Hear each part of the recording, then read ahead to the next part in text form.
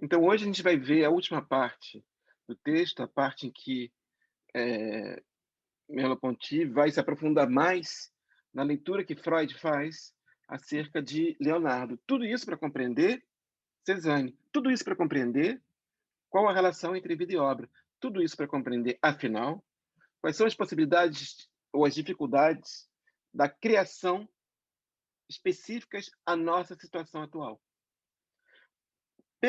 Através do caso Cézanne, Merleau-Ponty não está pensando apenas na pintura, num certo autor francês. Ele está pensando na nossa situação, na situação contemporânea, na parte que nos cabe nesse latifúndio, no modo pelo qual nós podemos ou não vir a criar algo de válido. E, na sequência do texto de Freud sobre Leonardo, ele vai analisar o caso Leonardo de um modo muito surpreendente, de um modo muito distinto daquele pelo qual, em geral, Leonardo é apresentado nas grandes exposições ou nos livros como sendo alguém que está em pleno domínio da sua inteligência e de seus poderes. O que Freud está fazendo com Leonardo? Freud está tentando pensar algo relativo à sua teoria, a teoria psicanalítica. Ele está tentando constituir a parte da questão da sexualidade que não é mais relativa apenas a nós adultos. Em algum momento, começou esse tema da sexualidade. Quando? É inato? Começou na adolescência? O que Freud descobre, e as descobertas do Freud são a seguinte coisa: pessoas vêm falar para ele, é só isso. Ele está numa clínica e pessoas contam histórias. E as histórias que as pessoas vão contar quando falam de problema de engasgar, quando falam de problema de coceira na pele, quando falam de diversos problemas, em todos os casos, seus pacientes começam, a partir de um momento, a fazer com que a sexualidade apareça. E ele se pergunta a partir de quando que essa relação do ser humano com a sexualidade se tece a ponto dela poder provocar problemas. E a hipótese que Freud vai seguir é que é já na criança. E ele vai seguir Leonardo para tentar entender isso. Então, a ideia é a seguinte: quando uma criança, vocês já devem ter visto casos em que está assim, a Aninha está insuportável, está uma chata, não para de fazer pergunta. Então, isso daí os pais, para Freud, não entendem o que está acontecendo. Respondem, mas ela é uma chata porque nada que se responde para a Aninha satisfaz. E ela pergunta, e ela pergunta, e ela pergunta, ela pergunta. Tem uma ânsia de saber. E a partir de um determinado momento, as pessoas falam: a Aninha agora está legal, está mais judiciosa, como diz o texto.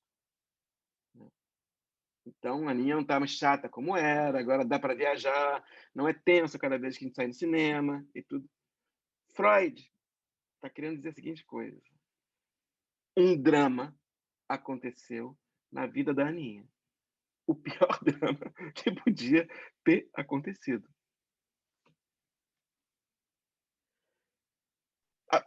E a psicanálise do Freud vai explicar por que isso é assim.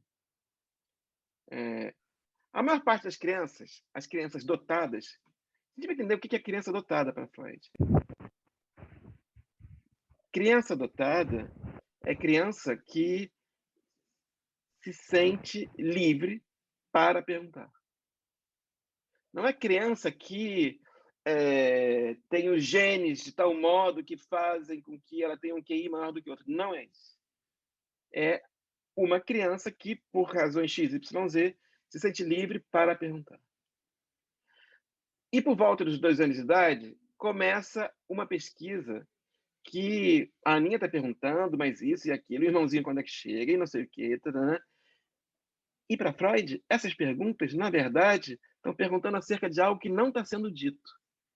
Todas as perguntas são insistentes, porque estão apontando para algo que a criança não pode nomear a sexualidade.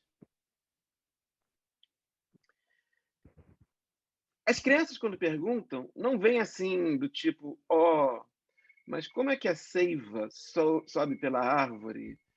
As crianças não têm um interesse incrível no mundo.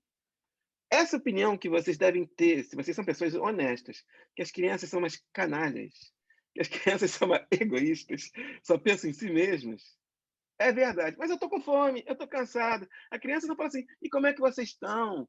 Como é que a gente organiza a nossa saída? Já perceberam que criança não faz isso? Quem faz isso é adulto, né? Então, as crianças são uns egoístas horríveis. Tá? É o que Freud está dizendo.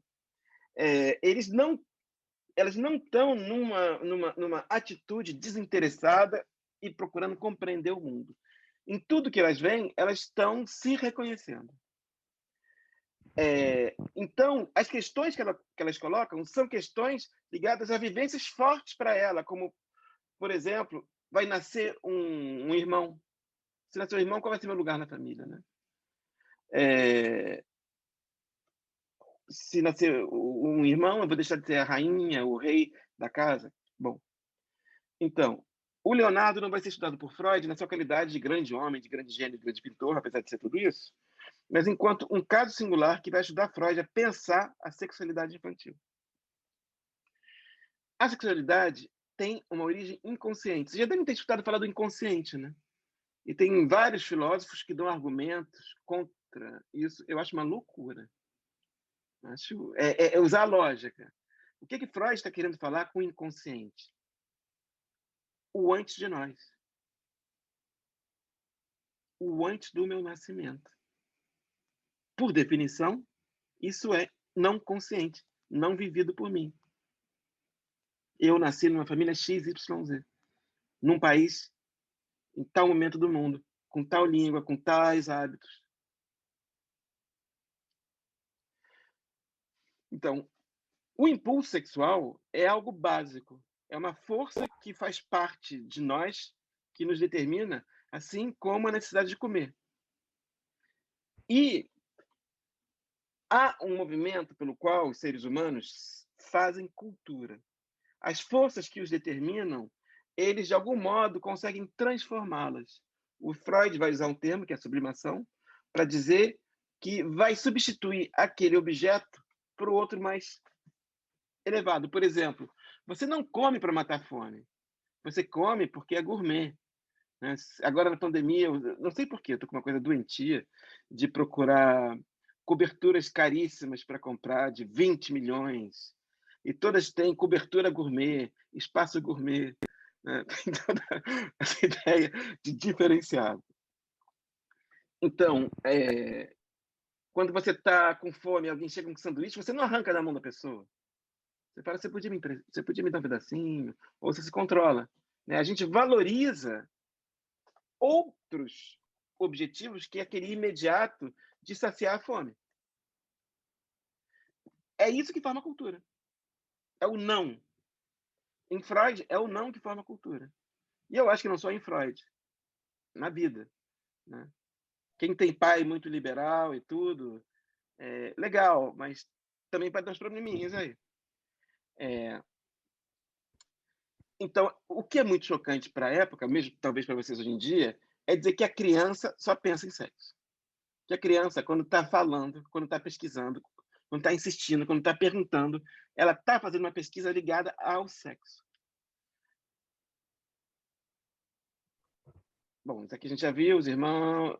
Então, a criança fica perguntando coisas. O irmão, como é que é, quando é que chega, onde é que vai ficar, o que que é, não, mas como é que vem. E aí, ou então, meus pais estão doentes, minha mãe está doente, o que vai ser de mim? Tudo que tem uma relação com ele. Então, as crianças estão sendo, como todos nós, atravessados pela sexualidade, só que elas estão teorizando a sexualidade, sem saber que estão teorizando, porque elas não têm a palavra, elas não podem ter o conceito. A barriga da mãe é alguma coisa, os excrementos são alguma coisa, o pai, o que é ele nessa história.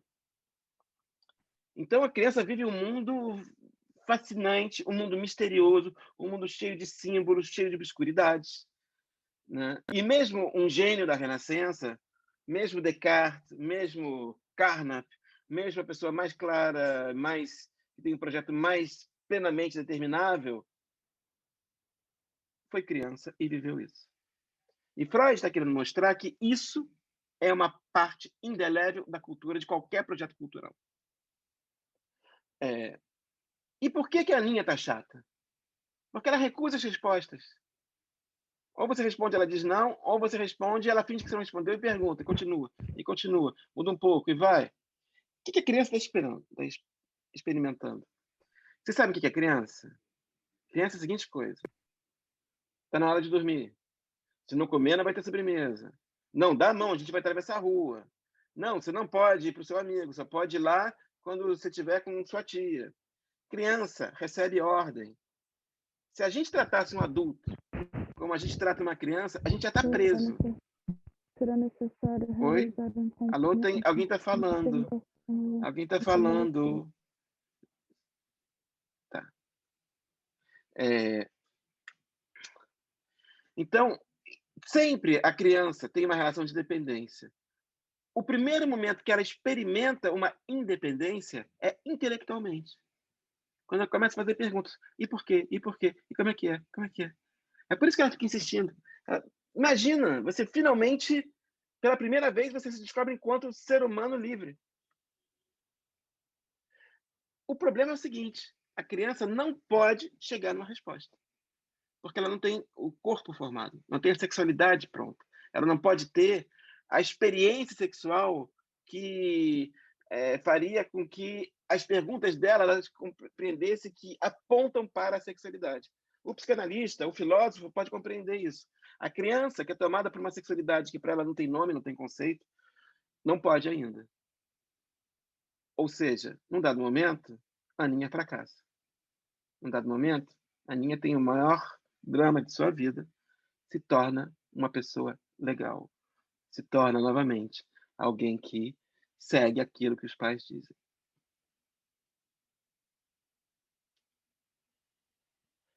Então, o que o Freud vai teorizar, vou fazer um quadrinho bem resumido, é que, por exemplo, por que estão com roupa? Por que não está todo mundo nu? Não dizem que na universidade todo mundo nu, se lembra? Até elegeram uma pessoa por causa disso. É porque a nossa cultura se faz pelo não. É o que se chama de repressão. A repressão é importante, ponto. Sem repressão na cultura. Então, a repressão pode ter efeitos positivos e negativos de diversas maneiras. A repressão pode fazer com que a coisa reprimida se torne inconsciente e vire uma inibição neurótica. Por exemplo, desculpa,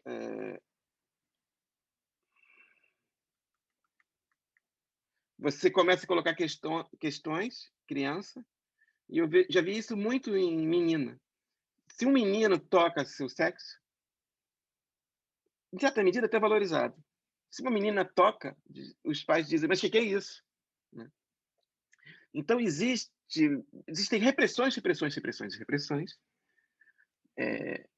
e tem certas repressões que fazem com que a pessoa procure negar inteiramente. A criança, Freud vai dizer, por exemplo, que a religião pode ser muito daninha, pode ser um elemento extremamente negativo que faz com que toda a potência sexual se torne inconsciente.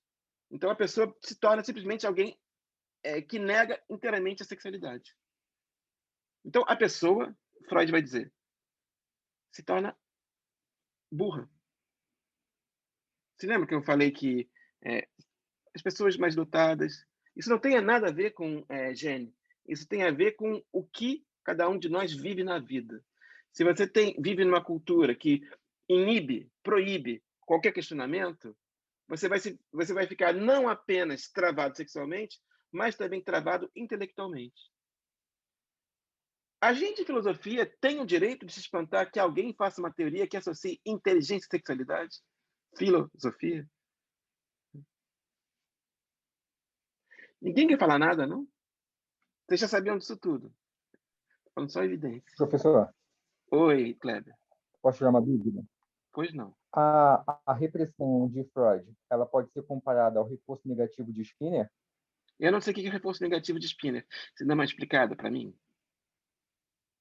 O reforço negativo é como você estivesse aplicando um... Deixa eu ver como explicar melhor.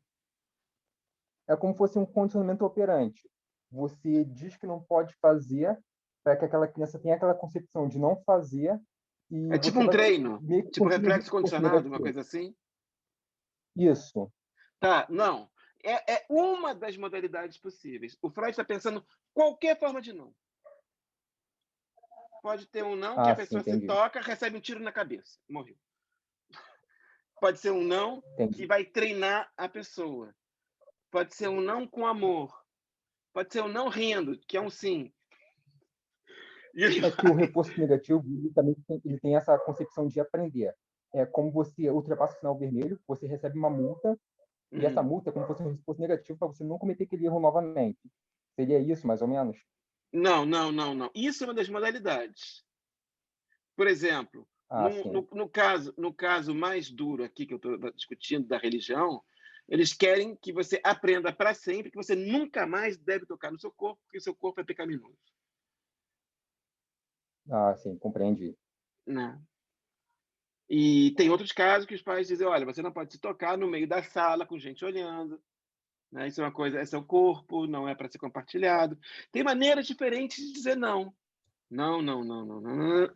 Professor, e essa Oi. questão do não ao corpo para sempre Vinícius, eu era vou fazer uma um questão muito. protesto. Eu vou fazer um protesto. Se eu Sim. voltar a fumar, é por culpa sua.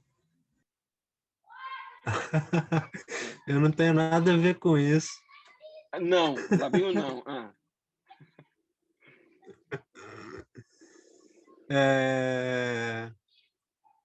Quer falar?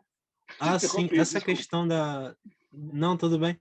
Essa questão de não ao corpo, assim, de uma maneira hiperbólica, era uma questão muito forte desde do fim do cristianismo ali, Constituição da Igreja Católica até o Renascimento, né? Desde o começo do cristianismo. O Foucault, o último livro dele, o livro dele que ele falou, não quero que publiquem, e ainda bem que seu legatário desrespeitou Foucault, são as Confissões da Carne, ele vai estudar justamente isso. Como que o cristianismo se constitui numa experiência alucinante desde o começo. Você imagine que você é uma pessoa casada, homem com mulher ou mulher com homem. Imagine que seja isso, porque o cristianismo não tem outras formas. Né? E imagine que haja desejo sexual entre vocês. Vocês já perceberam que não pode ter relação sexual, né? No cristianismo. Você só pode ter relação sexual para procriação. Ou seja, você está com alguém por quem você tem desejo e você tem que negar a carne. Ou seja, é uma religião que coloca continuamente o não ao corpo, o não ao desejo presente, e é nessa medida que você tem o Cristo no seu coração. Professor, isso é Oi, meio. Rafaela. Isso daí. O que eu acho? Tudo bem, com o cristianismo veio isso. Mas, se for comparar, nas igrejas, e no cristianismo, nas igrejas, né? Você vê muito ao contrário, né? Eles falam isso, né? Mas lá dentro mesmo, dentro do ambiente ali, eles fazem o contrário. Entendeu? Olha só, a última pessoa que me falou, um chofer de táxi que me falou que não podia fazer tal coisa porque ele ia para o culto, eu falei assim para ele, e é legal, como é que é? Você encontra gente? Dá para encontrar namoro? Ele ficou com raiva, né? Mas eu acho que deve ter. Se essa religião existe no Brasil, é porque deve ser uma festa, eu acho, né? Não é o cristianismo primitivo, né? É um pouco isso, Rafaela? Que eles não respeitam os dogmas aqui? Vamos dizer assim, eles pregam, né? Eles pregam, mas muitas vezes lá dentro mesmo, eles fazem o contrário, entendeu? Uhum. Tipo, eles praticam sexo de qualquer jeito, entendeu? Cobiçam a mulher do próximo, fazem muita coisa que é o contrário disso que eles colocam. Olha, Muito. Rafaela, você Não está me tô dando uma Posso, grande... posso Eu não Só um estou fazer instantinho. um generalizando. adendo? Desculpe, só um Estou instantinho. dizendo em muitos casos. Rafaela, você está me dando uma grande esperança dizendo isso. Triste para mim Não, seria se ele mas realmente acreditasse. claro que não. Professor, mas às vezes é no sentido do abuso até. Márcio. Não, Mas, abuso, olha, mas é justamente abuso é essa outra questão. coisa. Abuso é ruim. Eu estou falando Quanto se mais, eles quanto são... mais, Oi. quanto mais repressão, mais aquilo vai sair por outro lugar. Não tem uma ministra aí, uma que vê goiabeira, Jesus no goiabeira. Pois é, ela é o exemplo clássico disso, porque ela não fala de outra coisa, né? E é justamente isso, porque o quanto mais você reprime uma coisa, mais ela vai ter que sair por outros cantos. E aí ela sai em forma de não clássico pode, sintoma de não neurótico, né? quer, de não sei o quê. É o sintoma neurótico. Mas tem outra coisa, eu queria completar em relação àquela coisa do Skinner, que alguém estava falando antes. A questão do sinal fechado, você leva uma multa, né? Você vai respeitar enquanto tiver pardal, porque na hora que você souber que não tem pardal ali mais e você não vai mais levar a multa, você deixa de obedecer. Em relação ao Freud, né? Esse não, ele é interno, ele fica internalizado, né? Então você não vai fazer, né? Se você fizer, você vai sentir muita culpa, né? E não precisa dessa coisa fora para te regular. A regulagem passa a ser dentro. Márcia, É isso uma autoconfissão, né? É Oi, como se fosse desculpa. uma autoconfissão. Você se autoconfessa, você mesmo se reprime. Tô falando bobagem. eu não sei, eu acho que você Você- se constrói em torno dessa possibilidade. É uma Não é exatamente construção confissão. Você vira outra pessoa. No caso, só nós estamos descrevendo o ego, o superego e o id, né? Aqui nessa conversa. Basicamente isso, né? Só que eu Mais ou tô... menos. Como inconsciente, Só que o eu não tô superego como pegando seu, isso. Oi. o superego como seu autorregulador, né? E o ego como aquela coisa que é o consciente que está ali lidando entre o inconsciente e o juizão que está na tua cabeça toda hora, constantemente ditando as regras, sabe? Mais ou menos, porque o eu, ele não é de todo consciente. Ele é uma grande parte do eu é inconsciente também. E tem um Então, Ai, Márcia, termo que que bom que Freud você vai falou usar. isso. Não, porque Tem eu um sou termo que completamente Freud eu vai usar. inconsciente. A gente está discutindo como classificar isso. Acho que um termo bom que Freud usa é num texto do Introdução ao Narcisismo, que ele vai falar da constituição infantil também, ele fala que essa coisa que se reprime no início é uma inibição da meta. Ou seja, você tem uma meta, você inibe na meta. Ou seja, se você reprimiu e não ultrapassa aquilo, não se transforma, quer dizer, pode se transformar em sintoma, mas aí foi uma inibição da meta, entendeu? Tem toda uma relação com o narcisismo também, constituição infantil, só Professor, para fazer um parênteses. professor, posso só fazer um comentário? Pois não? É que tem uma questão terminológica do repressão, né? Porque o repressão vai estar muito mais atrelado a uma dimensão consciente, e o Freud, numa das traduções, né, a tradução da língua inglesa, quando se faz do alemão, vai traduzir como repressão, uma tradução mais afrancesada vai traduzir como recalque, né? Tá. Que o recalque seria esse trabalho que tem de um esquecimento sobre algo que é do sujeito, mas que ele não sabe, né? E é algo que digamos, acontece sem que ele tenha um controle disso que está acontecendo, sabe? Porque repressão seria uma forma consciente, assim, né? Entendo. Tipo, o governo reprimiu, né? A ideia do recalque, ela é muito mais interna, para o neurótico, óbvio, né? Digamos, o neurótico que vai trabalhar em cima desse lugar do recalque. E muito dessa questão do eu e do outro, né? Que está lá na questão do narcisismo, tem essa relação com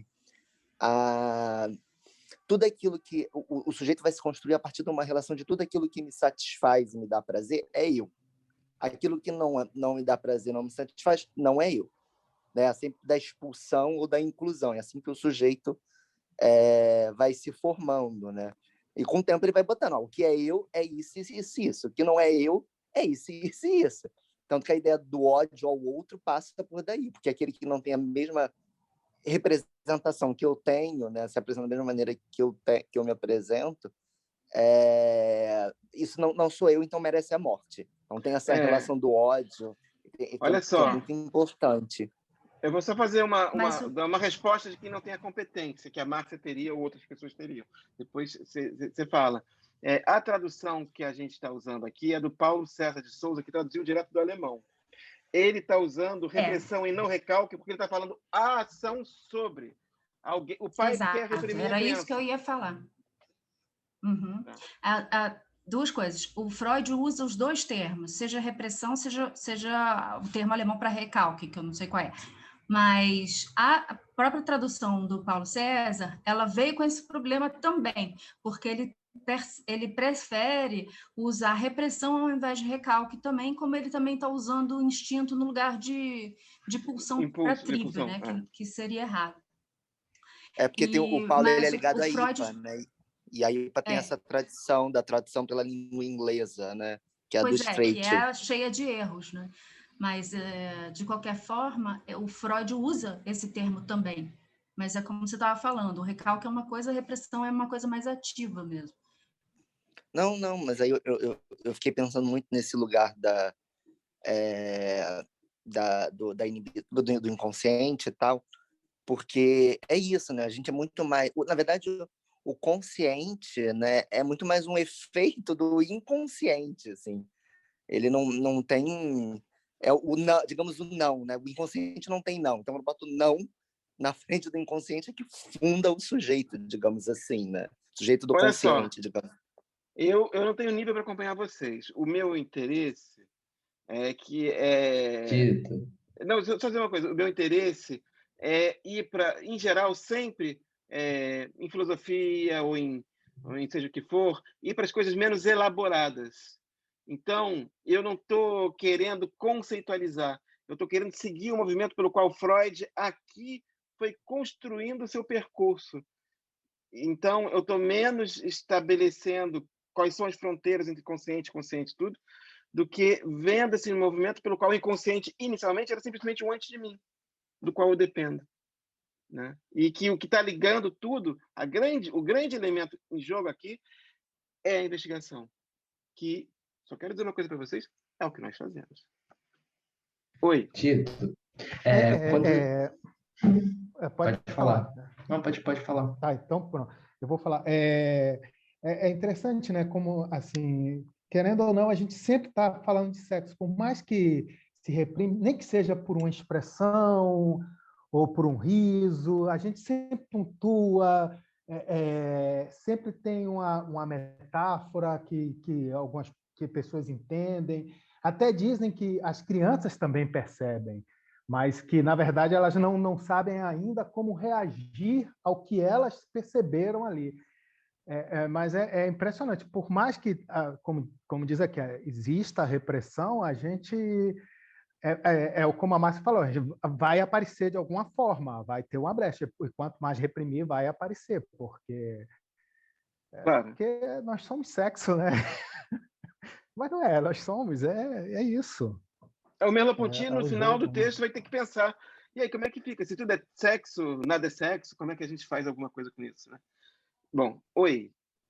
Tito, então, aquele negócio que você falou da igreja e do cristianismo, eu acho que tem uma distinção, duas, que é importante fazer, mas que envolve as duas vertentes principais do cristianismo no geral, que é o catolicismo e o protestantismo.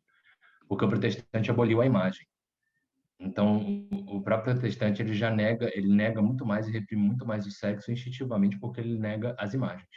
Não tem mulher mais bonita para o católico do que a Virgem Maria. E está no próprio nome dela um apelo à sexualidade, porque é um voto da castidade de Maria. É por isso que o cristianismo é superior. Você tem tanto no Barroco como no Romantismo, mas principalmente o Gregório de Matos aqui no Brasil, que vai fazer poemas de apelo homoerótico para Jesus e poemas de apelo, inclusive, eróticos a Maria, às freiras, inclusive poemas em que ele descreve ele fazendo freiras gozar e a cama pegando fogo, porque o Satã participou da orgia. Então você tem toda essa questão sexual envolvida, né? Até do Olha próprio só, sexo com o demônio. pegando o que o Diego está Olha, falando, existe uma ideia da vergonha, que é o atraso associado à América Católica, né? Eu acho um luxo, né? Eu odeio religião, mas se é para escolher, essa daí eu acho muito interessante. Ah, Eu, eu gostaria de. Eu tenho duas dúvidas em relação à psicanálise, e que, assim, realmente é muito difícil de se aprofundar muito nelas, mas eu queria tirar essas dúvidas partindo de alguns pressupostos. Um é sobre a questão da repressão ao sexo, que a psicanálise ela toma, perguntando, reformulando, se a psicanálise toma como pressuposto a repressão ao sexo, o que a obra do Foucault, da história da sexualidade, que critica essa hipótese repressiva, teria de efeito na psicanálise? E a outra é, o Merleau-Ponty, ele tem como você citou, ele tem uma influência muito forte do Husserl. E pelo pouco que eu entendo, se na fenomenologia russeliana a consciência ela é reduzida unicamente aos seus atos, então você entende consciência a partir dos seus atos, não existe a consciência, mas existem atos, é, como que sobra espaço para falar de um inconsciente? Como que sobra espaço para falar de inconsciente na hora que se concilia isso com o pensamento fenomenológico? Pedro, eu vou dar as duas respostas, vou tentar ser breve, porque é incrível como sexualidade interessa as pessoas, né? Então, a Márcia vai deixar o telefone dela ao final, né? Fazendo preços promocionais. A primeira não é à toa que Derrida discorda de Foucault. Foucault ataca a psicanálise. Eu acho injusto. Foucault se torna, para nós, uma verdade. Porque eu acho, Pedro, talvez você ache que eu sou injusto, tá? Mas eu acho que a gente tem uma certa tendência a aceitar de maneira um pouco acrítica produções culturais porque são feitas por pessoas que são muito legais. A gente pode discordar, e deve. Eu discordo inteiramente do que Foucault fala da psicanálise. E Não, Derrida... eu tenho uma resistência enorme a esse texto do Foucault, mas eu realmente ainda não cheguei numa conclusão, então essa pergunta vai justamente nesse viés. Porque o Derrida, ele basicamente fala, a crítica do Foucault à psicanálise é possibilitada por ter surgido a psicanálise, ter libertado as palavras, ter possibilitado toda uma outra dinâmica, uma outra posição existencial na vida, né? Então, eu não acho que... Eu acho mais interessante, mas isso aqui é achismo, eu não sou nenhum especialista, tá? Eu acho mais interessante a crítica do Deleuze e Guattari à psicanálise, que é tentar abri-la para o mundo, ponto. É que a sexualidade Posso não só completar? Pois Posso não, só Márcia. fazer um comentário sobre o Foucault? O Foucault, quando veio, numa das visitas ao Brasil, ele comentou, eu não sei onde é que está isso, mas ele comentou que o que fizeram da psicanálise no Brasil era outra coisa, e que a psicanálise aqui estava sendo muito mais bem estudada e promovida do que na Europa. Eu posso entender a seguinte coisa. Tá, pelo que a Márcia falou, o horror do Foucault à psicanálise não é o horror do Foucault à psicanálise, é o horror do Foucault à França. Ele tem horror à França. O pai dele era médico. O Foucault, todo o movimento dele é sair da França. Ele foi para Suécia, depois foi para a Alemanha, depois veio para o Brasil e acabou encontrando felicidade nas saunas lá da Califórnia, né? Ele tinha horror do sistema francês, mas ele era o sistema francês. Ele era o representante máximo do sistema francês. E uma coisa é... a gente está discutindo Freud, e, sobretudo, como Freud é usado aqui com os nossos psicanalistas fofinhos. Né? Outra coisa é você por exemplo, quando se fala de médico europeu, eles são muito mais duros do que médico brasileiro. Enfermeira, né? Tem uma violência. Né? Então, talvez seja isso. É bem interessante o que você falou, Márcia. Para mim, é bem interessante. Sobre essa coisa da violência do médico europeu, você sabe que as ginecologistas, enfim, o médico ginecologista na Itália, pelo menos, é assim, eu acho que no resto da Europa também, você não tem nenhum roupãozinho, uma vestalha, nada para emprestar para a mulher, ela tem que andar nua pelo consultório, ou ela leva o seu. Eu acho interessante isso. A segunda coisa a segunda questão que você colocou é como que você pode pensar no inconsciente. Eu vou fazer uma Como que pode pensar no inconsciente sem abandonar o seu, por exemplo, se essas duas ideias se esses dois pensamentos eles são antagônicos ou não. Tá. Eu vou responder e aí a gente vai voltar para a aula, porque, né, eu já atrapalhei toda a aula e tudo, né? Temos que render. Você não, a gente que atrapalha. Não, fui eu que atrapalhei. Desculpa, dei 2 piradas em seguida. As perguntas são maravilhosas. Eu vou fazer primeiro uma mudança de nomenclatura que eu não sei se você concorda, se você vai achar chata, mas eu acho que não há influência em filosofia. Se há influência, é porque o influenciado não é um pensador, é um seguidor, uma coisa assim. Os comentadores de Merleau-Ponty adoram falar que ele foi no começo influenciado por Husserl e depois por Heidegger. Eu discordo. Então, ele não tem nenhuma necessidade de seguir seja o que for. Na verdade, a fenomenologia é uma história de traições. Todo mundo trai todo mundo. Você tem dificuldade de reconhecer Husserl e Heidegger.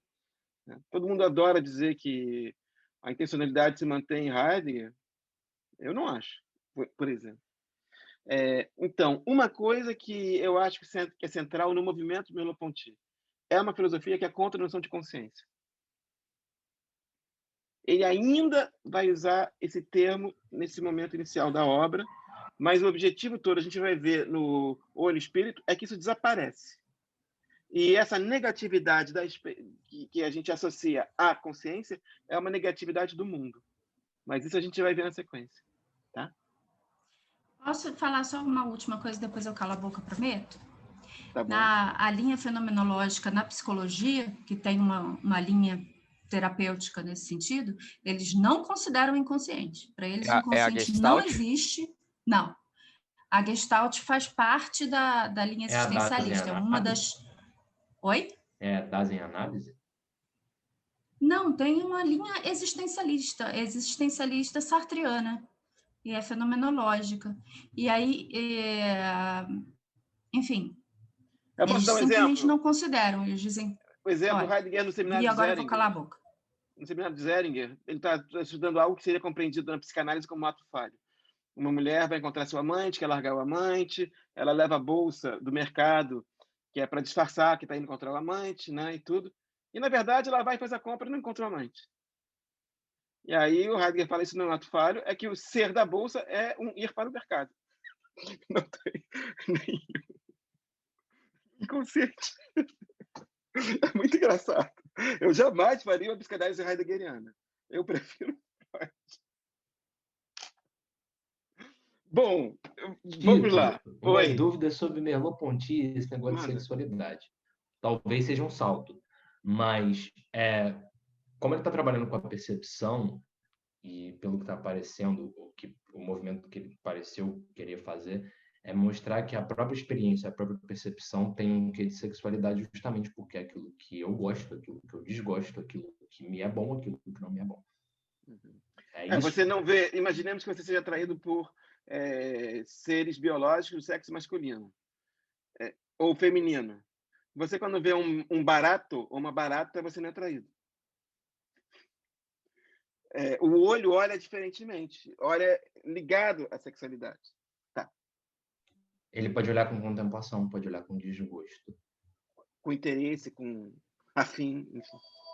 com desejo, repulso, entende? São instantes que estão tocando no telefone. Peço desculpas, está uma catástrofe. Alô? Márcia, você ia Pode falar falar. mais alguma coisa quando eu interrompi Evair, tudo bom? perguntando sobre a Gestalt? Tipo, ainda Eu posso te tinha... ligar depois que eu estou numa aula. Você Não, está não, era isso sendo mesmo, porque a linha difundido é pela linha minha turma aqui, existencialista, a nossa eles ligação. vão em cima do Sartre, Eu ligo né, da depois, teoria tá do bom? Sartre. Muito A obrigado. Gestalt, ela Tchau. também é da linha Olha só, existencialista, mas é uma coisa à parte. 8. 8. Pode ser 8? Interessante Então, pra 8 caramba. 8 8 15, tá eu não bom. sei que eu não sou, eu Muito não obrigado. sou da Gestalt, mas assim, eu acho que em alguns momentos a Gestalt considera o inconsciente também. Ou é só a minha sócia que faz isso, não sei. Então, vamos lá. Enfim.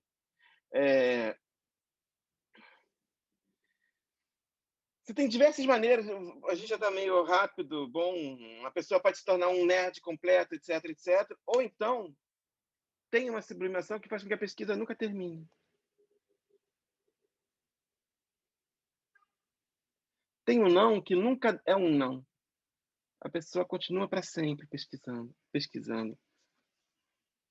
Você fica com a sensação de que tem algo lá, tem algo a ser procurado. Você nunca chega no não, mas também não consegue o sim. Você fica num entre. É isso Leonardo para Freud. Freud é uma criança. Leonardo é uma criança para Freud. Não é homossexual, heterossexual.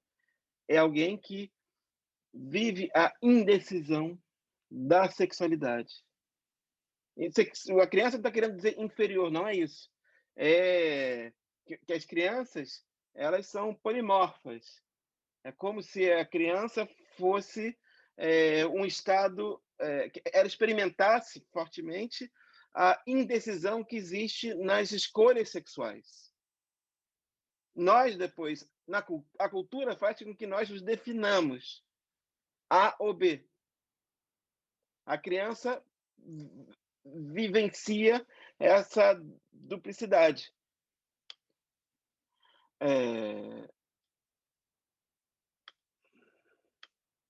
O essencial seja, professora, desculpe interromper, ou seja, essa questão da sexualidade ela está bastante ligada à cultura, não é? Completamente. Assim, a cultura em que a pessoa vive, completamente, porque ela vai se ver como ser sexual e a sexualidade do outro e o sexo em si de acordo com o que a sociedade coloca para ela, de certa maneira. É um jogo de ida e vinda. Assim, não é, a sociedade não é. A sociedade não é uma coisa estática. A sociedade é formada por nós. Né? Então é ida e vinda. E de acordo com o que vai mudando a ideia na sociedade, na cultura, vai mudando também a questão da sexualidade em si. É só você ver a sexualidade grega com relação à sexualidade de hoje em dia. Né? Tem sempre tabu, tem sempre não, em qualquer cultura, em qualquer das formas mais loucas de diferentes sexualidades. É do não que pode vir a diferença. Assim, eu acredito que é do não que muitas vezes se quebra algumas questões, vamos dizer assim, né? Sim. Uma mas é do não que vem, entre outras questões. Que vem tudo. Né? Que vem a repressão, que vem a perda, ou que vem a sublimação, que vem a cultura. Né? O fato é que está todo mundo vestido. Isso já é um fato essencial. Né? A gente se controla. Todo mundo, a pessoa mais liberada é muito pouco liberada. Bom, então, a partir disso, o Freud vai... Se a sexualidade está presente no Leonardo, ele vai entrar no tema do abutre, a famosa recordação de infância que Leonardo teve, dizendo que a primeira lembrança que eu tenho da minha infância é que eu, estando no meu berço, veio um abutre, um milhafre, e forçou sua cauda em minha boca. O termo que ele usa, que é cauda, é um dos termos que se usa chulo para falar em italiano no órgão sexual masculino. Então, essa situação fantasiosa na qual a cauda do abutre entra na boca corresponde à ideia de felação. Mas felação não é exatamente o que está sendo pensado, não é exatamente um fantasma homoerótico, mas ela está associada ao fato de estar no berço, ao fato de ser ligado à amamentação. A amamentação é algo que é válido para os dois sexos. Então, essa indecisão da sexualidade em Leonardo, marca o sentido da felação como sendo uma felação masculina e feminina. Por exemplo, é o que amamentar é uma cena que é pura e simplesmente bela, humana. Não é algo que, a não ser que a pessoa seja um psicopata, você vê uma mulher amamentando, não é a situação erótica de uma mulher exibindo seio. Né? Isso é um quadro de Leonardo, de uma Virgem Maria amamentando Cristo. Então, Freud está partindo de uma equação.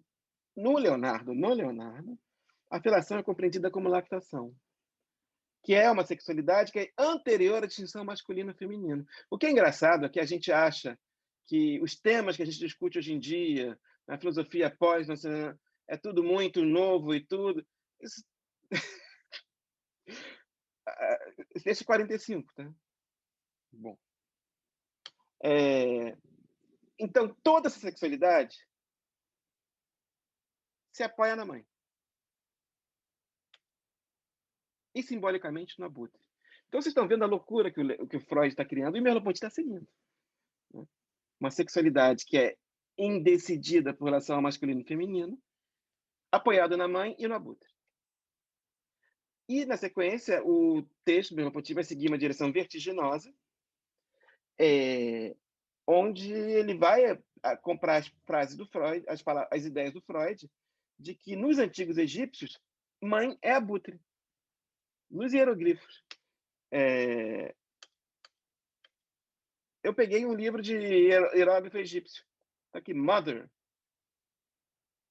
Está aí um abutre, uma mulher. Bom. Então, a gente está entrando num caminho super estranho. O que isso pode nos ajudar? Então, Mut era uma deusa, que era a deusa mãe egípcia, que é a deusa abutre, a rainha mãe. Ela tinha asas de abutre, ou cabeça de abutre. Tem várias representações dela que eu trouxe aqui. Associar mulher a abutre. É estranho, né? É disso que o Freud está partindo.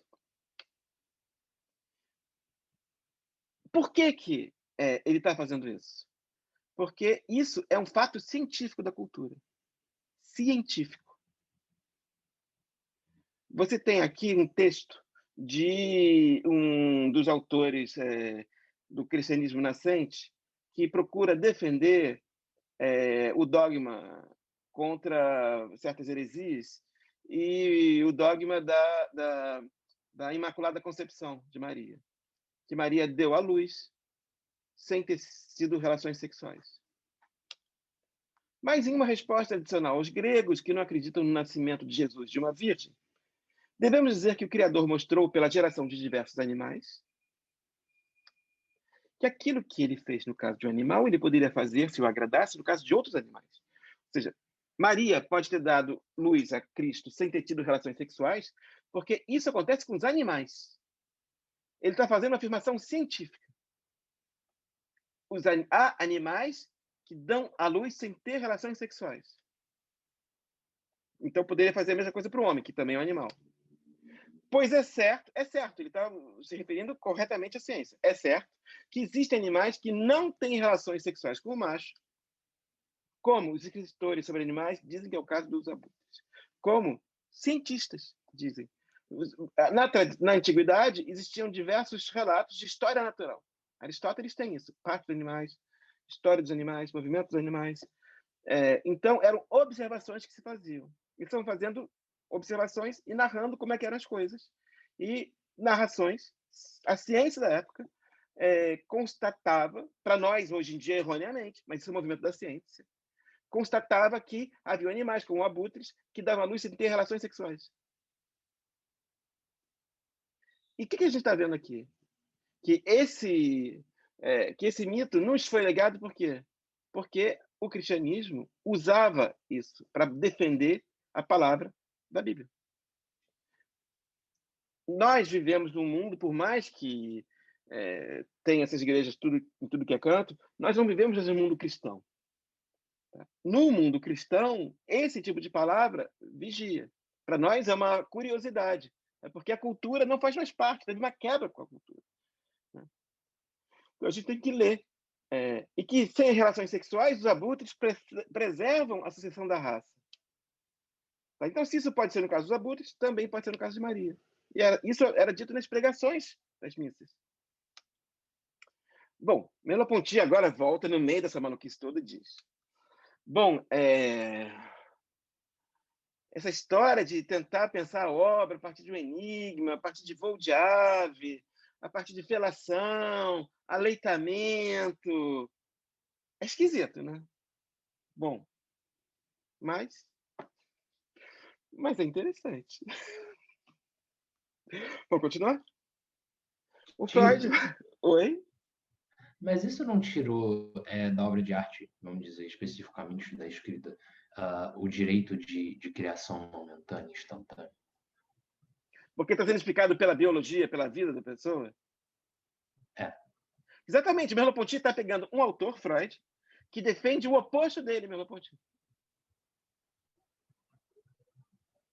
Ele não está pegando alguém que diz, eu acho tal coisa, eu acho que a vida não explica a obra, e vou pegar só pessoas que acham comigo. Não, ele vai pegar o oposto.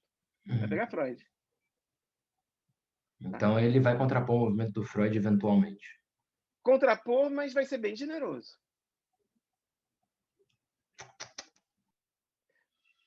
Eu, várias vezes, quando leio Merleau-Ponty, eu tenho que fazer um esforço para entender se ele concorda ou discorda do que ele está falando. Merleau-Ponty, quando lê Descartes, ele é contra Descartes, mas ele, quando lê Descartes, você não sabe mais inteiramente se ele está concordando ou discordando. Que é um pensamento que procura, de fato, experimentar o pensamento do outro. Não estou dizendo que seja relativista, não é isso. A gente, no final do texto, acho que vai ficar bem claro o que isso significa. Tá? Bom,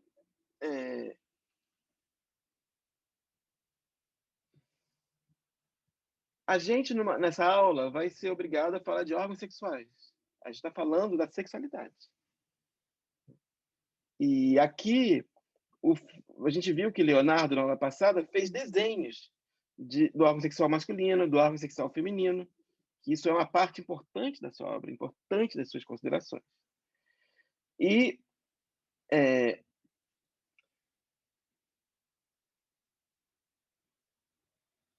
o que Freud vai querer dizer aqui é uma coisa que vai parecer para vocês absurda, que em muitas culturas o órgão sexual masculino é culturalmente compreendido como sendo também o órgão sexual feminino. Ele é potência. É isso que explica que em diversas culturas você tenha representações de deusas, de rainhas com órgão sexual masculino. Tá, peraí. Deixa eu pular. Tá. Egípcio. Isso aí eu acho que é maia. Não, indiano, desculpa. Isso daqui eu acho que é norte da África, onde mais ou menos ficava Cartago. Bom, então o Freud está dizendo, olha, não se trata apenas da cultura ocidental. Em diversas culturas, né, existe uma atração pelo órgão sexual masculino, como sendo potência, como sendo poder.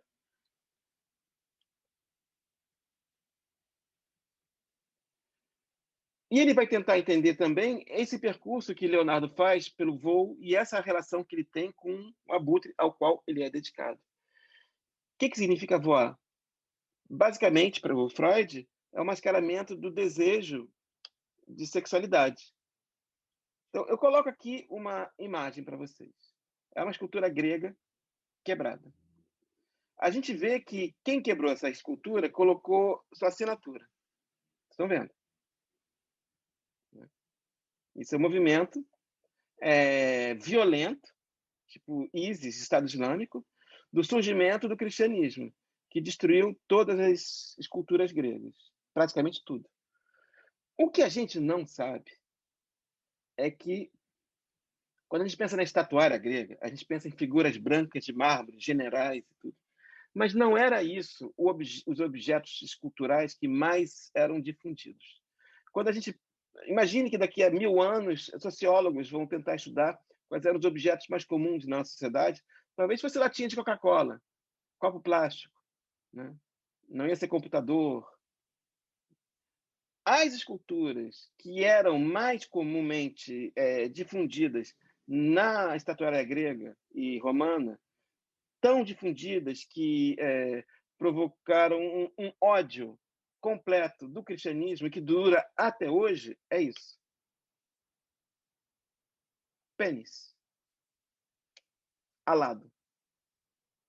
Pênis com asas. Dá para ver que tem umas asinhas lá atrás. Isso daqui é o templo de Dionísios.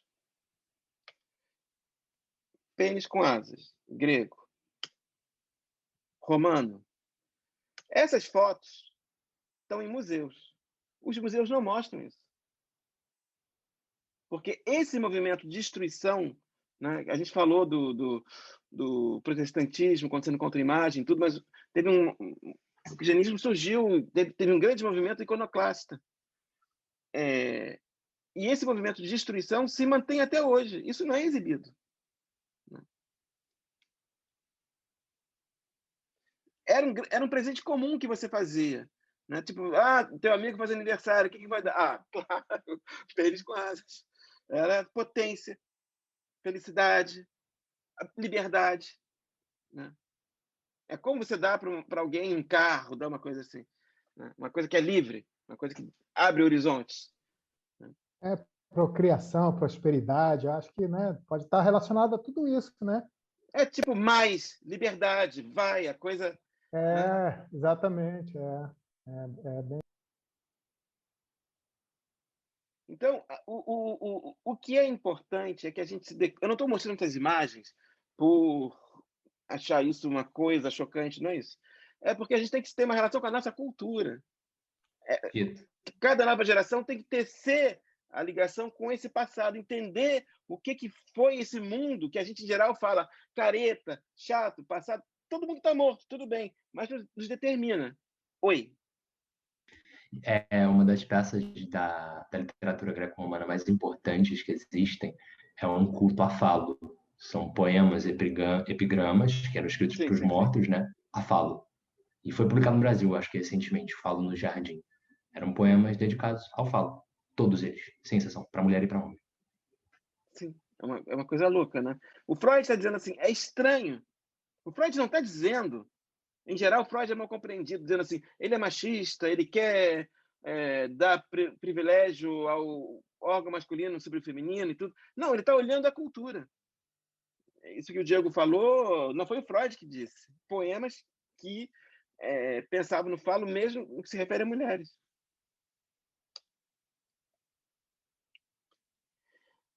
Vou pular porque a gente está... Então, a gente está seguindo uma série de explorações, de tateamentos do Freud, pensando homossexual, aleitamento, abutre. É uma tradição que se manteve até Leonardo. Tem uma potência em todas as culturas, o sexo masculino. Essa parte, eu acho que está muito em cima. Essa parte eu vou pular. Vocês me desculpem. Então, basicamente, a gente chega na parte final do texto. Mona Lisa está aqui. A gente não tinha ainda falado da Mona Lisa. Quando a gente olha essa imagem, tem uma série de mistérios, o olhar, o sorriso. o sorriso é indeterminado. Mas a ideia do Freud é que, se você olha um dos últimos quadros do Leonardo, o sorriso é diferente. É um sorriso apaziguado. Não é um sorriso misterioso. E vai ser nesse texto que vai se basear. E vai ser nesse texto que vai se basear a parte final da análise do Freud. Que você está com um sorriso que aqui é inquietante, enigmático, enquanto que aqui é calmo, generoso. Ele dá. Professor, desculpa interromper. Eu acho que no Mona Lisa passa uma questão enigmática. Acho que é uma questão enigmática na questão da mulher mesmo, o seu enigma a ser decifrado, entendeu? Uma coisa meio assim, traz essa questão, né? Você acha que aqui é uma mulher e aqui é uma mãe? Exato, e lá é a mulher como algo enigmático, a ser decifrado pelo homem, né? Vamos dizer assim. Então você concordaria com Freud, que faz esse movimento dizendo, olha, aqui você chega numa solução de calma, de equilíbrio.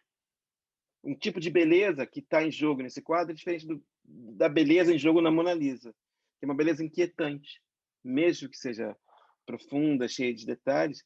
Aqui é uma beleza calma, apaziguadora. Bom, o problema todo é o seguinte. Oi.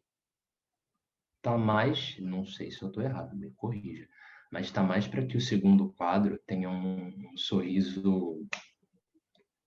Parece que a mulher só pode ser feliz enquanto exerce um papel materno, enquanto tem uma posição materna. Já a Mona Lisa, quando ela está sozinha, uma paisagem isolada, o sorriso dela não pode ser um sorriso feliz, apaziguador. Ela não está apaziguando alguém, ela não tem nenhum objeto de desejo próprio também, de cuidado, de amor. Vocês têm razão, mas só que a situação do segundo quadro é um pouco mais barra pesada. Esse é o momento em que Maria aceita que seu filho vai morrer. Você tem Cristo com um carneiro, né? Isso é o sacrifício. Então, isso é um tema da pintura de Maria desesperada que seu filho vai morrer. Leonardo pintou o quadro no qual Maria está num instante em que aceita. Aceita a felicidade da morte do seu filho.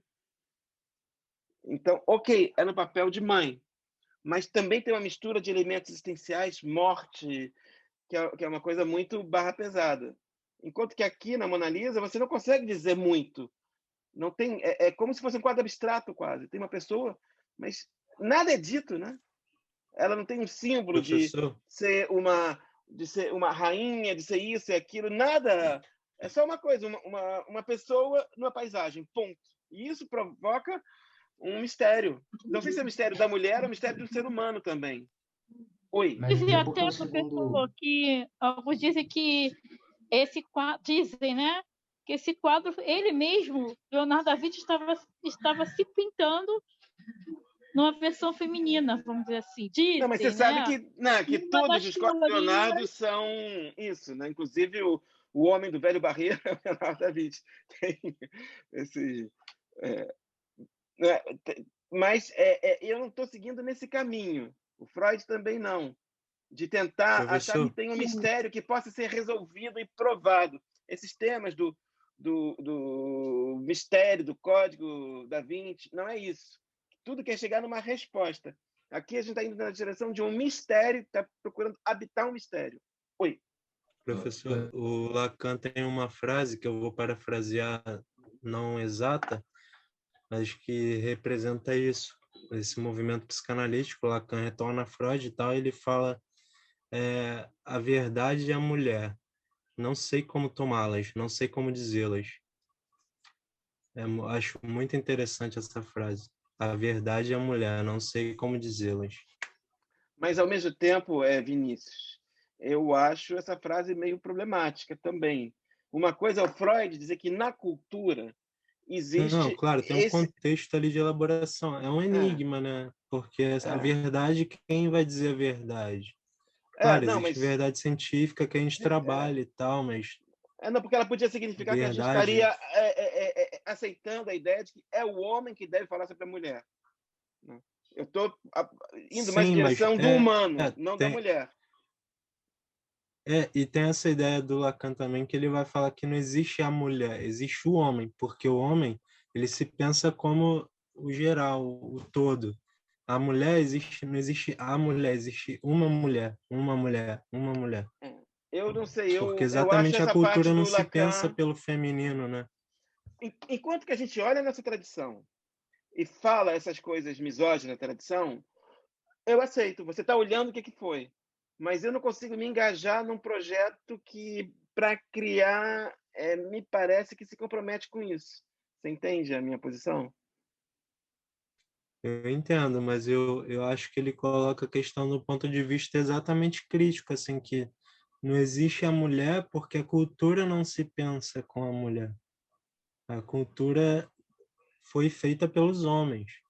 Quantos escritores e pensadores tem na história desde a antiguidade, do início das civilizações, das culturas, que foram mulheres? A mulher é representada como reprodutora ou Mas isso você não acha um... que é um fator que freia? Porque está acontecendo.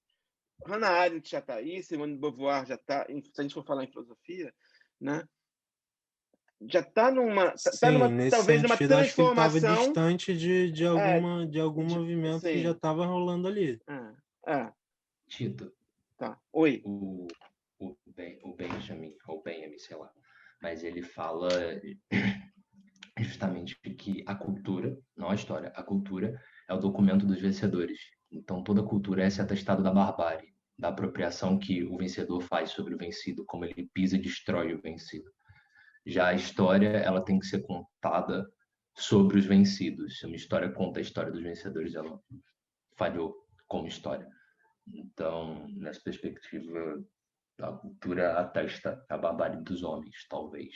Sei lá como é que o Lacan deve ter lido Benjamin, se é que ele leu. E ainda sobre Benjamin, na segunda imagem, você pode interpretar como própria realização do messiânico, né? A própria realização da redenção. Mesmo que tudo ali seja... Porque tudo dali para baixo é horror. É a própria barbárie, mas é a redenção também. É a vinda do Messias. Quando ela aceita que o filho vai morrer, ela aceita um tempo futuro. Ela não pode se lamentar pelo tempo futuro.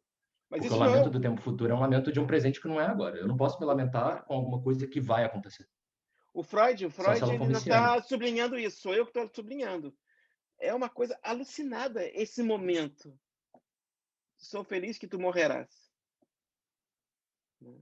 E é estranho. Isso permite... eu traduzi um texto do Derrida que é sobre Romeu e Julieta. É sobre isso. O amor é a morte. Amar alguém é querer saber qual de nós morrerá antes. Será que aqui não está querendo engrandecer? Sim.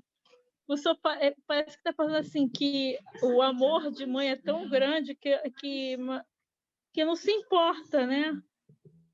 Nessa questão da morte do filho, que eu acho isso, que para ela... Rafaela, eu não sei como é que é amor de mãe, mas eu sei como é que é amor de pai. Eu sou pai. Eu ia dar Professor, você de não modo sabe como nenhum. dizê-la. Brincadeira, tá? Não. Eu não tô nem aí para amor de mãe. Eu sou pai, imagina. Tenho meu axé. Claro. E imagina se Deus quiser matar meu filho, vai procurar outro, sei lá o quê, outro tema. Né? Hein? Mas, enfim, vamos pular para a parte final logo, que o Freud publicou esse texto. E depois, conversando com um aluno dele, Oscar Pfister, o aluno falou para ele, olha, mas vem cá, nesse quadro tem uma coisa que você tem que ver. E no final, o Freud falou, caramba, não é que tem. E ele fez uma segunda edição e ele adicionou uma parte, falando, olha, piorou. E ele diz, não é uma ideia minha. Né? E o que Freud fez? Ele destruiu um quadro de Leonardo. Eu não consigo mais ver esse quadro sem ver o Abutre.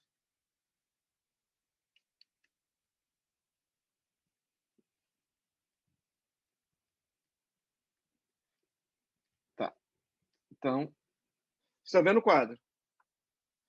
Eu desenhei o Abutre, que o Freud nos convida a ver.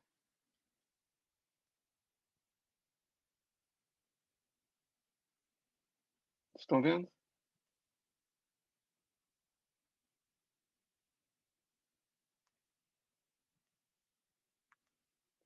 Bico do Abutre. Meu Deus. Caramba, nossa, isso é muito surreal. E se vocês verem, a cauda do abutre está entrando na boca da criança.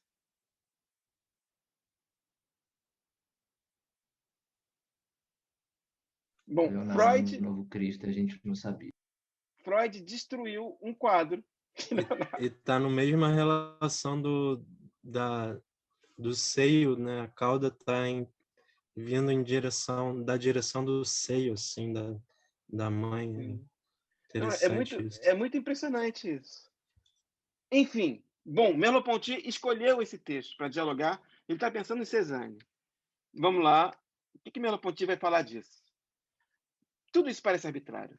Não dá, né? Tudo é sexo, não tem prova. Maluquice esse negócio. Por que isso, não aquilo? Bem, uma teoria que fica falando de sexo, não dá, não consegue discriminar nada, né? Isso é um argumento, tá? Isso não são as coisas mesmas. Você está fazendo uma discussão com o olho fechado. Abre o olho e você vê o abutre lá. É isso que o Merleau-Ponty está dizendo. Então, ele discorda de Freud. Agora, o Freud falou algo que você tem que ver. Me desculpe. Ok, o que o Freud está falando aqui nunca pode ser provado. Concordo. Mas não pode ser eliminado. Então, é tudo por acaso, essas loucuras que o Freud fica falando, da Leonardo criança, o adulto e tudo. E lembre-se, Merleau-Ponty não acha que se deva explicar a obra pela vida. Ele simplesmente fala, mas tem algo aqui. Como que a gente vai juntar uma coisa com a outra? A não vontade de explicar a obra pela vida e ver, de algum modo, a presença da vida na obra. Então, a psicanálise não é física. Não é uma relação causal, primeira lei de Newton, segunda lei de Newton, tem isso, resultado, aquilo. Não é isso. Ela mostra motivações, coisas possíveis, tendências, vontades, fomes, desejos. Tito, desculpa te interromper, mas quando você falou sobre a psicanálise não é não é como física e tal, e uma coisa e prove, enfim, com relação. Tem uma frase que é do próprio Freud, que ele diz que a psicanálise, todo psicanalista, ele sempre tem que refazer a psicanálise. Quando nasce um psicanalista, assim como quando ele é um psicólogo, ele segue essa linha de psicanálise, porque cada paciente tem as suas especificidades e a psicanálise ela sempre vai ser refeita a partir desse paciente, sabe? Dessa vivência dele. Então, ela sempre vai se perpetuar assim. Quer dizer, não é uma lei geral que você aplica. Né? Sim, sim. É como filosofia. A filosofia, a cada vez que você vai falar, você vai dar aula, vai escrever um texto, está em questão o que é filosofia. E você nisso. Né? Eu acho que, essencialmente, a psicanálise é irmã da filosofia ou é filosofia, não sei. Né? Eu acho muito interessante. Bom, o nascimento, tipo, eu nasci numa família rica ou numa família pobre, num país que fala português ou inglês, em 1780, em 1930, isso daí não determina nenhum ato em particular. Não é porque eu nasci numa família pobre que eu vou ser pobre, não é porque isso, aquilo, outro. Mas, na sequência da minha vida, eu vou reconhecer a minha família em várias coisas que eu fiz. É de trás para frente. Você vai sempre se reconhecer como sendo filho dos seus pais, alguém que nasceu em tal lugar. Mesmo se você quer recusar seus pais. Mesmo que se você fala, não vou mais ter relação com meu pai, com a minha família, com o meu país, porque isso não é algo que você possa decidir. Isso é algo que te é dado. O inconsciente surge como sendo aquilo que nos antecede. Aquilo sobre o que não temos poder. Então, quando a gente toma decisões as mais livres possíveis, é porque elas são uma situação de fato, aqui, Você tem que decidir se você faz greve ou não, se você pede demissão ou não do emprego, se você vai se declarar ou não para uma pessoa. A situação, você pode aceitar ou recusar, vou embora do desemprego. Mas ela nunca vai definir, deixar de ser uma parte da nossa vida. Eu saí desse emprego, ou seja, eu vou ser alguém que, você pode dizer, não dependo mais desse emprego, sou livre por relação a ele, ou você é alguém que, para sempre, vou ter tido a coragem de ter largado o emprego. Bom, então, ao final desse percurso do Merleau-Ponty sobre Cézanne, Leonardo e Freud, a gente viu que estudar a percepção, o que significou? Ir para uma dimensão de questões as mais estranhas. Cor, forma, sexualidade, destino, escolhas. Nós saímos dessa dicotomia metafísica de uma vida singular e uma obra universal. Corpo, alma, universal, universal. A gente saiu desse esquema. A gente descobriu uma inter-relação vida e obra. Não é uma relação causal vida e obra, é uma inter-relação. A obra a gente faz na vida. A gente tem que estar vivo para fazer a obra. Né? Se você morre, você não faz sua obra. Ou você para a sua obra. Então, a gente descobriu a generalidade do singular do mundo. É uma pessoa numa tela que faz algo que a gente chama de obra, de universal. É uma pessoa no computador, com uma folha, que escreve um livro que a gente chama de universal. Isso que a gente chama de universal, de clássicos, de elementos de base da cultura, são elementos completamente frágeis. É por isso que eles podem desaparecer. Então, o Merleau-Ponty está querendo mostrar para a gente que ele não é um relativista. Ele está querendo mostrar que a cultura se baseia no sensível, mesmo que fazer esse movimento de se dar conta disso mostre a fragilidade da cultura. Ao mesmo tempo, fragilidade e, ao mesmo tempo, produtividade. Porque a cultura depende desse mundo que é um campo de contínuas explorações. A gente não esgota o mundo. Não existe. Você, quando come uma comida, você acaba a comida. Você, quando olha o mundo, você não tira pedaço. Essa frase que dizia na minha infância, olhar não tira pedaço. Né? Então, foi esse o nosso pequeno percurso